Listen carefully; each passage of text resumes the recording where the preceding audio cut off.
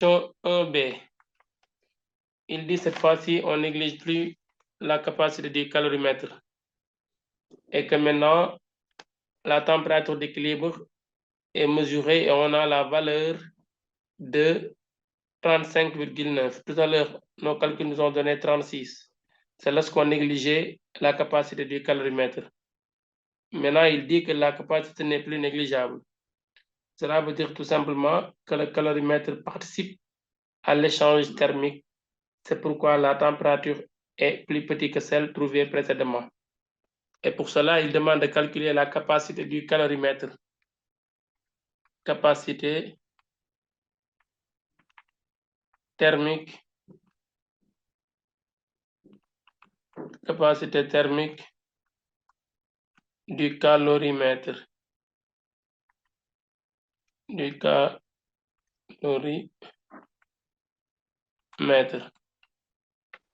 Voilà la question, c'est de trouver la capacité thermique du calorimètre. Alors, pour le calorimètre, toujours si on reprend les informations, le calorimètre plus eau. Le texte nous dit que la masse de l'eau, c'est toujours M1, 0,1 kg, 100 grammes. C de l'eau, c'est 4,19 kJ. CO, 4190 joules, kilogramme moins 1, Kelvin moins 1. Température initiale, θ1, il ne change pas, c'est toujours 18 degrés. Température initiale, θ1,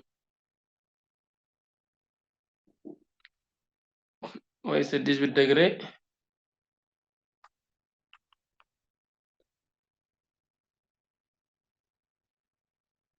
C'est 18 degrés Celsius.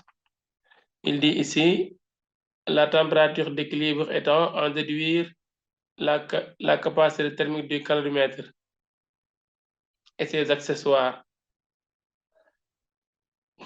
Oui, c'est ça. Et maintenant, θ final, selon le texte, égale 35,9 degrés Celsius. Donc, la capacité, la quantité de chaleur échangée Q1 égale C cal plus, on fait ça de façon groupée, M1 CO, comme c'est la participation des deux, le calorimètre et l'eau, M1 CO, delta θ, température finale, moins θ1. Ce système-là va échanger de la chaleur avec l'eau. Avec l'eau, ici, même eau, donc ça c'est l'eau numéro 2, qui a pour température θ initiale 60 degrés, θ2 60 degrés Celsius, et pour masse M de l'eau numéro 2 égale à 80 grammes. Donc M2 égale 80 grammes. C'est les mêmes informations que tout à l'heure. La seule différence est qu'ici, la capacité C du calorimètre n'est pas négligeable et c'est à calculer. Donc, quantité de chaleur numéro 2 donnée par le système O numéro 2 égale à M2 CO delta θ, parce qu'il y a une variation de température. M2 CO facteur 2, température finale, moins θ numéro 2. Voilà, maintenant, donc, à l'équilibre thermique, à l'équilibre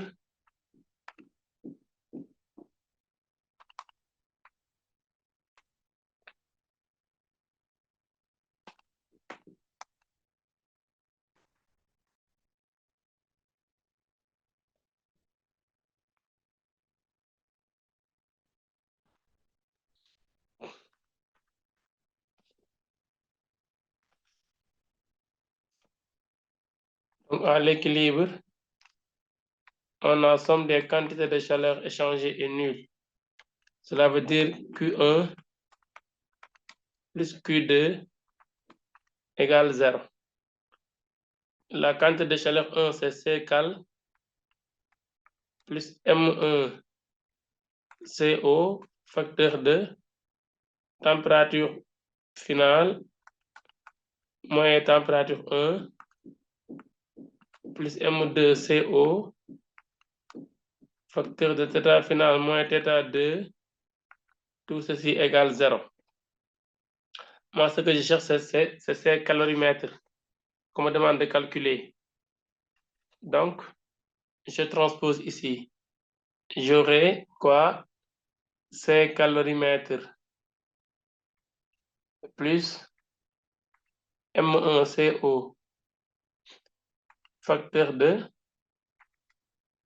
température finale moins θ1 égale M2 CO θ final moins θ2. Θ final moins θ2. Alors maintenant, on transpose, c'est déjà fait, puis on divise par θ final moins θ1. Donc C cal plus M1 CO égale moins M2 CO facteur de θ final moins θ1, le tout divisé par θ final moins, ça c'est 2, excusez-moi, θ final moins θ1. Finalement, C cal égale moins M1 moins M2 CO, θ final moins θ2, le tout sur θ final moins θ1 moins M1 CO. Voilà ce que nous avons ici comme expression littérale de la capacité calorifique du calorimètre. Donc, application numérique, c'est calorimètre égale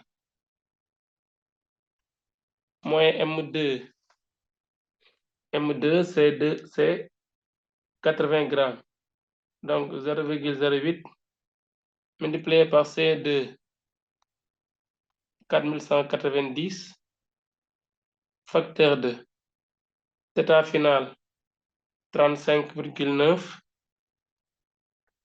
moins θ initial 1, θ1 c'est 18 degrés, divisé par θ final, 35,9. Là, c'est θ2. θ2, c'est 60 degrés. Ici, c'est 60 degrés. Attendez, on enlève un peu.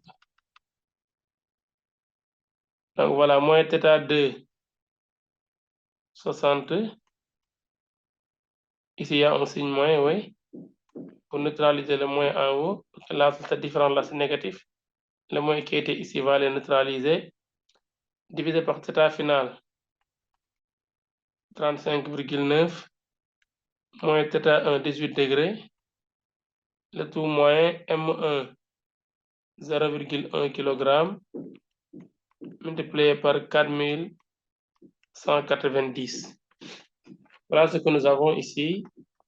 Et d'après calcul, on trouve ces calorimètres égale 32,3 joules Kelvin moins 1. Voilà la capacité calorifique du calorimètre, si ce n'est pas négligeable.